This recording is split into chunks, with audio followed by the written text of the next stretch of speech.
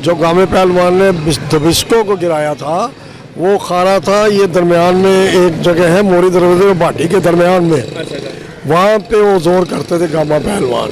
इकबाल साहब यहाँ आए थे, यहाँ पे शायरी का आगाज़ किया उन्होंने, तो ये नीचे इनकी बैठक थी। अस्सलाम वालेकुम नाज़रीन, मैं हूं आपका मेज़बान अब्दुल रहमान। आप देख रहे हैं चलता टीवी। नाज़रीन, आज से हमने लाहौर के अंदून शहर के 13 दरवाज़ों की एक हिस्ट्री के बारे में एक प्रोग्राम शुरू किया है, जिसके पेश नज़र आज हम लाहौर के बाटी गेट में मौजूद हैं, जहां पे नक्श आर्ट गैलरी, बाज़ार हकीमा और फ़कीर खाना म्यूज़ियम मौजूद हैं, जो कि माजी की अजीम दास्तान बयान करते हैं।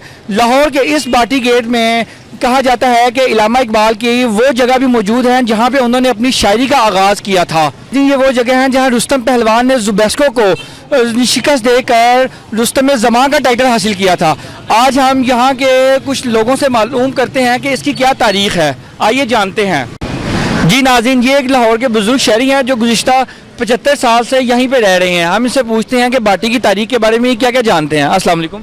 वालेकुम सलाम जी, आपका नाम? हाजी मोहम्मद नवाज। जनाब, आप कितने अरसे से यहाँ पे मुकीम है?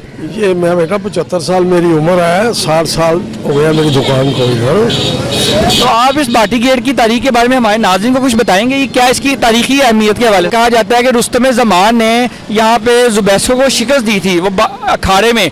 वो कहाँ पे अखाड़ा हुआ करता था? और वो खाना जो था ना, जो गामे पहलवान ने दबिस्को को गिराया था वो खाना था। ये दरमियान में एक जगह है मोरी दरवाजे और भाटी के दरमियान में, वहाँ पे वो जोर करते थे गामा पहलवान, समझे।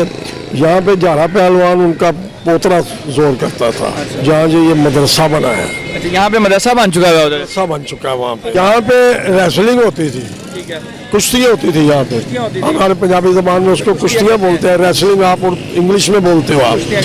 तो यहाँ पे भी देसी कुश्तियाँ। अच्छा, तो यहाँ पे ख़त्म क्यों हुई? क्या वजह हो गई कि इसकी जो इतनी तारीख है वो मानंद पड़ गई? वो असल में बात यह है बेटा कि महंगाई हो गई है बहुत ज़्यादा। एक पहलवान 200-400 रुपए में रोज़ पलता था, आज वही पहलवान 5000 रुपये में भी पूरा नहीं होता है। वो 1 किलो गोश्त खाए तो 1200-1400 रुपये बनता है, उसके अंदर 1 पाव घी डाले, समझे। इसलिए ये चीज़ जवाल परीज हो गई। मुगलों बादशाहों का बनया हुआ है तो अच्छा दरवाज़ा है, 40 साल हो गए इतने बैठे ਨੂੰ। जी नाज़रीन, आज हम बाटी के उस बाज़ार हकीमा में मौजूद हैं जहाँ पे इलामा इकबाल ने अपनी इस शायरी का आगाज़ इस तरह से किया, और ये वो घर है जहाँ पे इलामा इकबाल रहा करते थे। आइए हम यहाँ से लोगों से पूछते हैं इसकी तारीख के बारे में। ये तो पाकिस्तान बनने से पहले का बना हुआ है, तो इसकी तारीख ये है कि इकबाल साहब यहाँ आए थे, यहाँ पे शायरी का आगाज़ किया उन्होंने, तो ये नीचे इनकी बैठक थी। उसके बाद